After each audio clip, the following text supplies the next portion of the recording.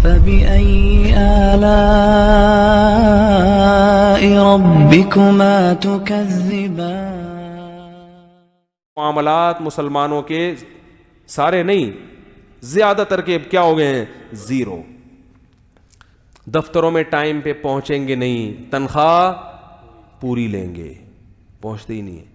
میں مدرسے میں پڑھاتا ہوں, اس کا وظیفہ بھی ملتا ہے الحمدللہ. ہر مہینے اپنے وظیفے سے کچھ رقم مدرسے میں واپس لوٹاتا ہوں, اس لیے کہ بھائی کچھ کمی کوتاہی ہو گئی ہو تو اس کا وظیفہ ہمارے لیے حلال نہیں ہوگا, تو وہ ریٹرن میں واپس چلا جائے.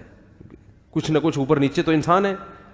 ہم کیا کر رہے ہوتے ہیں, میں کو کمال نہیں ہے یہ کوئی, ہمارے حضرت نے یہ چیز سکھائی ہے کہ 1 روپیہ بھی ناجائز پیٹ میں چلا گیا تو قیامت کے دن وہ 1 روپیہ نہیں لیا جائے گا, وہ جو ہے نا عذاب بن کے نکلے گا. ہم نے اپنے بزرگوں کو دیکھا ہے کہ وہ کسی کو پیسے دے کے اتنے فکر مند نہیں ہوتے تھے, پیسے لے کے بہت فکر مند کہ کہیں یہ مر نہ جائیں, اس کا کوئی حساب نہیں لکھا ہوا.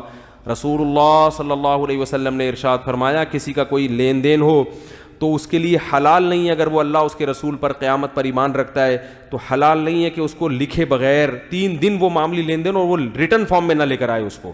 یہ نبی کی صحیح حدیث ہے. کہیں کسی کے پیسے آپ نے دینے ہیں تو آپ مر بھی تو سکتے ہو نا, اگر مر گئے تو کس کو کیا پتا چلے گا کس کے کتنے پیسے دینے ہیں, تو آپ کے ذمے لازم ہے کہ آپ اس کو لکھ کے بولو نا رکھیں.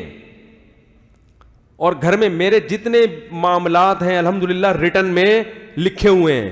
آج اگر میری موت واقع ہوتی ہے, میرے گھر والوں کو میں نے بتایا ہوا کہ یہ ڈائری ہے, میرے مرتے ہی سب سے پہلے یہ نکالنا ہے, سب سے پہلے یہ نکالنی ہے, اور اس کا یہ صفحہ کھول کے دیکھنا ہے, فوراً سامنے آ جائے گا کہ کس کے کتنے پیسے میرے پاس رکھے ہوئے. جیب میں جو پیسے ہیں ان کا کیا حساب ہے, شلوار کی جیب کے پیسے کس کو دینے ہیں, ٹھیک ہے نا. یہ جو صدقے کی رقم آتی ہے نا, میں شلوار کی جیب میں اکاؤنٹ کھولا ہوا ہے میں نے, ٹھیک ہے, جو بھی آئے گا نا, کیونکہ تاکہ اپنے پیسوں میں خلط نہ ہو جائے. کیونکہ اب کیا کسی آدمی نے فار ایگزامپل 500-1000 روپے دے دیے, وہ میں بھول بھی تو سکتا ہوں نا.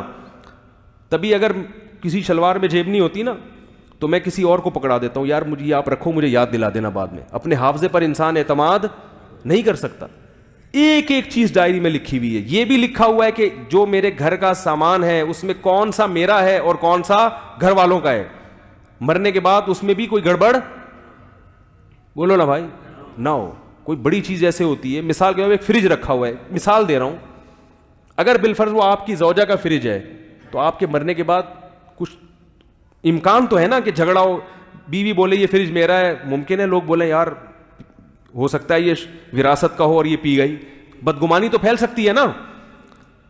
تو یہ سب چیزیں آپ پر کیا ہے, لازم ہے آپ اس کو لکھ کے رکھیں. آج آپ مرتے ہیں فوراً پتہ ہونا چاہیے کس کا کتنا پیسہ. میں اس کو کیا کرتا ہوں, میں اس لیے آپ کو بتا رہا ہوں, آپ اس کو عمل کریں. ہم نے بھی خود تھوڑی, ہمیں اتنے فنڈر تھوڑی ہیں, بڑوں نے ہمیں سمجھا کے اس راستے پر لے کر آئے ہیں.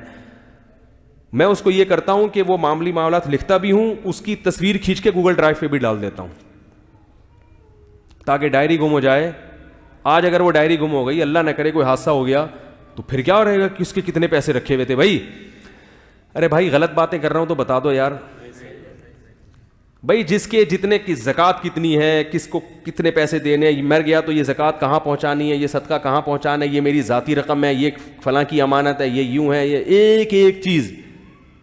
تو اس میں ڈائری میں لکھ کے کیمرے سے اس کی تصویر کھینچ کے کہاں ڈال دیتا ہوں, گوگل ڈرائیو, ایک باقاعدہ فولڈر. اور اس کی کسی قریبی جاننے والے کو اس کا پاسورڈ دیا ہوا ہے کہ بھئی میں مر جاؤں تو فوراً یہ پاسورڈ ہے, یہ کھول کے چیک کر لینا. کیوں؟ اس لیے کہ وہ ڈائری اگر گم گئی, گم تو دنیا میں سب کچھ, بچے گم جاتے ہیں تو ڈائری نہیں گم سکتی کیا؟ اللہ سب کے بچوں کو محفوظ رکھے. ایک چیز نہیں گمتی بس. خیر, تو وہ ڈائری گم گئی خدا نخواستہ, تو اب دماغ میں کیا یاد رہے گا یار, بینک میں اتنے پیسے پڑے ہوئے تھے, فلاں اتنے فلاں کے تھے, اتنے فلاں کے تھے. بینک اکاؤنٹ میں بھی پیسے ہوتے ہیں بعض دفعہ, کیا رہیے, حافظے پر تھوڑی اعتماد رہتا ہے انسان کو, سب پاگل ہو جائے گا وہ. تو ڈائری کے ساتھ کہاں, گوگل ڈرائیو پہ بھی. اور وہ کسی کو پاسورڈ بتایا ہوا ہے کہ یار مر جاؤں تو فوراً اس میں وصیت بھی مل جائے گی, یہ سب چیزیں جو کرنا ہے وہ سارا اس میں پڑا ہوا ہے. تو یہ ہم نے کہا, نبی صلی اللہ علیہ وسلم کی صحیح حدیث ہے, کوئی بھی ایسا لین دین ہو 3 دن سے زیادہ, 3 دن بھی مہلت دی, حالانکہ مر تو 3 دن کے اندر بھی سکتے ہیں, لیکن چلو انسان کو ایمرجنسی بہت کام ہوتے ہیں, بیگم کو سسرال سے بھی لے کر آنا ہے, اگر وہ لیٹ ہو گئے تو وہ یہ بھی ہوتا ہے, یہ ایمرجنسی میں آتی ہے آج کل. اس قسم کی چیزیں کس میں آتی ہیں؟ ایمرجنسی میں آتی ہیں. آپ نے ٹائم دیا ہوا اتوار کو سسرال جانے کا, اگر آپ نہیں پہنچے تو آپ خود ایمرجنسی میں آ جاؤ گے. ڈپریشن کی وجہ سے آپ کو خون پتلا کرنا پڑے گا, ٹھیک ہے نا, ڈسپلن کھانی پڑے گی. تو 3 دن تک نبی صلی اللہ علیہ وسلم نے مہلت دے دی کہ بھئی 3 دن کے اندر بھی اگر نہیں کیا تو پھر گناہ ہو جائے گا. پھر اگر آپ مر گئے اور معاملات میں گڑبڑ ہوئی, آج کل لوگ کر رہے ہیں پتہ ہی نہیں کون کس سے کتنے پیسے لے کے پی کے بیٹھا ہوا ہے, کون کیا کر رہا ہے, کروڑوں لاکھوں کا حساب ہے, اربوں کا حساب ہے. مر گئے تو پریشان, کس کو آ رہے ہوتے ہیں قرض دار, آپ کے ابا نے ہم سے اتنے پیسے لیے تھے, آپ کے ابا نے ہم سے, وہ کہہ رہے ہیں پتہ نہیں لیے تھے بھی. فیک لوگ بھی آنا شروع ہو جاتے ہیں, اب کیا پتہ چلے گا, اور ادھر ابا کی کیا ہو رہی ہے, چترول لگ رہے ہیں.